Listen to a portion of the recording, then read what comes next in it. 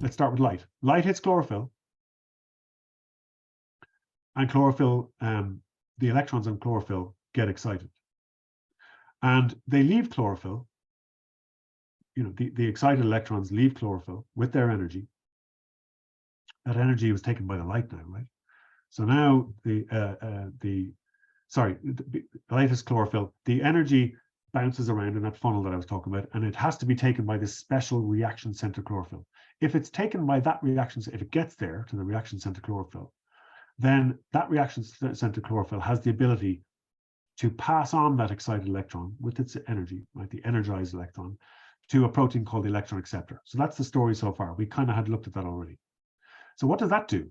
Well, the electron acceptor, apart from being able to accept the excited electron, it's also able to pass it on. And what does it pass it on to? It passes it on to a series of proteins that are in the membrane as well, in those thylakoid membranes, near the chlorophyll molecule, okay? And that excited electron gets passed to a series of proteins that are embedded in the membrane.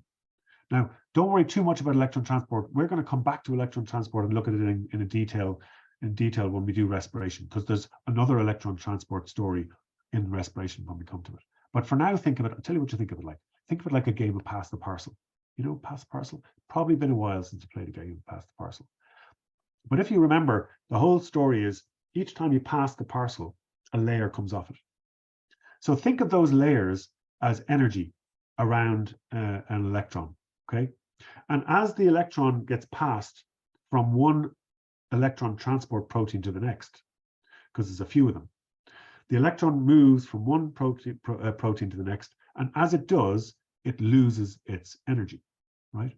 So that's, in my mind, that's the image that I like to have, is pass the parcel, and the electron is wrapped up in all these energy layers, and as it moves from one protein to the next, it gives up its energy, right?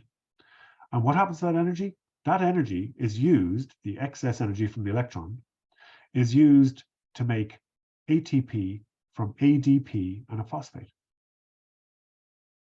Okay? So now you can see how the light energy was taken by chlorophyll, passed on to an electron acceptor, bounced along the electron transport chain, gave up all its energy, which was taken by an ADP and a phosphate to stitch together to make an ATP molecule. Now, where's the energy? It's in the ATP bonds. Okay, so we've tracked the energy from light to chlorophyll to the electrons to the transport chain, and now it's in ATP. But what about the electron? Well, the electron's calmed down now. So it was a bouncing around the place, head the ball electron. Now it's calm, and it goes back to chlorophyll. Because remember, chlorophyll needs its electrons back, thanks very much, because it can't keep going without them. Okay, that's the light stage.